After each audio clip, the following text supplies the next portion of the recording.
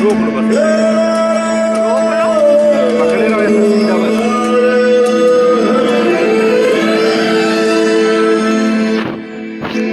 मैं हूँ खूनी दरवाजा। वैसे पहले मुझे हाथी दरवाजा कहते थे। तकरीबन 1000 साल पुराने इस किले का नकीब यानी कि दरबान, पहरेदार। मेरे इस किले को कई बार तोड़ तोड़ कर बनाया गया।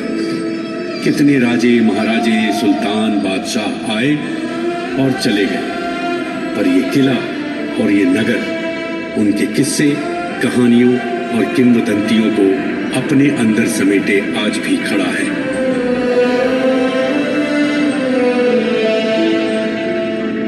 कई जंगें देखी मैंने, तलवारें, तीर, तोपें, गोलियां भी देखी और देखा काफी बहता खून। इतना कि लोग मुझे खूनी दरवाजा कहने लगे।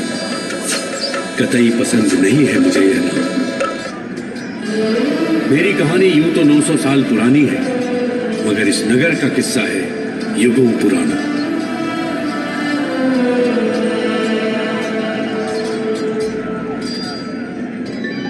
गुजरते राहगीरों से सुना एक किस्सा कि द्वापर युग में इस नगर में एक नवजात की किलकारी गूंजी।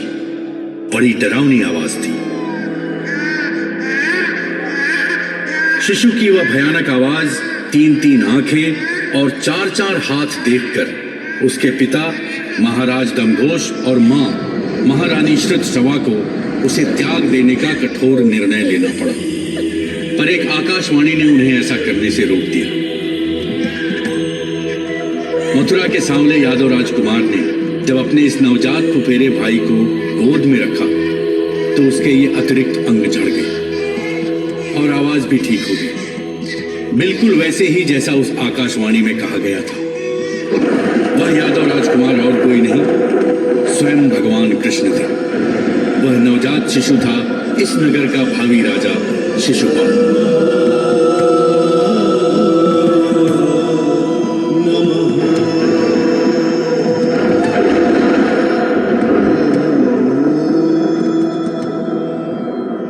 नवजात यही जन्मा था या नहीं, यह तो मैं नहीं जानता। बस इतना जानता हूं कि 11वीं सदी की शुरुआत में चली महमूद नामक एक आंधी के समय इस नगर को चंद्रक चंद्र कहते थे। फिर यही चंद्रक चंदेरी तखल्लुस से राजे रजवाड़ों और सुल्तानों का चहेता नगर बन गया। वैसे तो चंदेरी का इतिहास युगों पुराना है। यहाँ मिले हुए पाषाण युगीन औजार, हथियार और शिला चित्र यानी कि रॉक पेंटिंग्स इस बात के गवाह हैं। शिकार करते, युद्ध करते, उत्सव मनाते मानवों के ये चित्र उस काल की प्रकृति पर निर्भर जीवन शैली का सबूत देते हैं। मगर इतनी पुरानी विरासत के बावजूद चंदेरी की असली पहचान उतनी पुरानी नहीं है। और वो पहचान है यहाँ का रेशमी सूती ताने बाने से बुना, सोने चांदी की जरी से सजा हवा सा महीन कपड़ा। इतना महीन कि एक बार बादशाह अकबर को यह कपड़ा तोहफे में भेजा गया, सिर्फ एक हाथ बराबर खोखले बांस में बंद करके।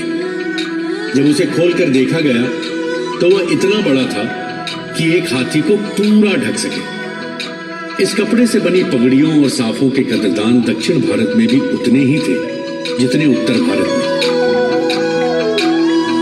सुनहरी जरी की मेहराबों, गिन्नियों और बूटियों से सजी साड़ियों की बुनकारी यहाँ 300 साल पहले ही शुरू हुई। उस जमाने में चंदेरी साड़ियां किसी गहने से कम न थी। एक ब्रिटिश अफसर स्टर्नडेल ने थोड़ी नाराजगी से इनका जिक्र किया था। Blimey, it is so expensive. 800 rupees for a pair of saris? It's a daylight robbery. 800 रुपए जोड़ी, यानी आज के हिसाब से करोड़ों रुपए। बड़ौदा की महारानी अपने गालों पर छुआकर इसकी नरमी परखती थी। जितना मुलायम कपड़ा उतने अच्छे दाम।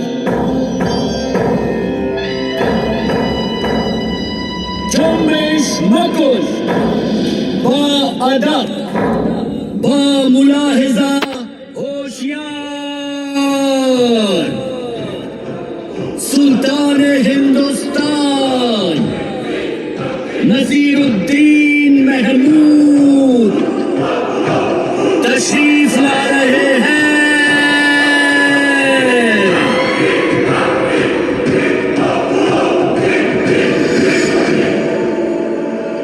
जहांपना सिपाह सालार गयासुद्दीन बलबन सुल्तान की खिदमत में हाजिर है। चंदेरी की क्या खबर है गियासुद्दीन? सुल्तान की दुआ से और सूबों की तरह चंदेरी में भी अब दिल्ली सल्तनत का परचम लहरा रहा है। बहुत खूब गियासुद्दीन, तुम बेशक एक काबिल सिपाह सालार हो। ये सब सुल्तान की जर्रा नवाजी है, वरना ये गुलाम किस काबिल है?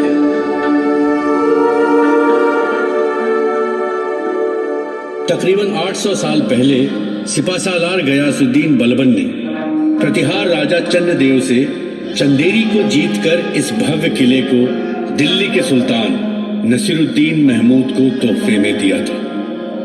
तब मैं और मेरे 2 भाई यानी इस किले के 2 और दरवाजे बिल्कुल जवान थे। बदलाव को हमने पहली बार करीब से देखा था।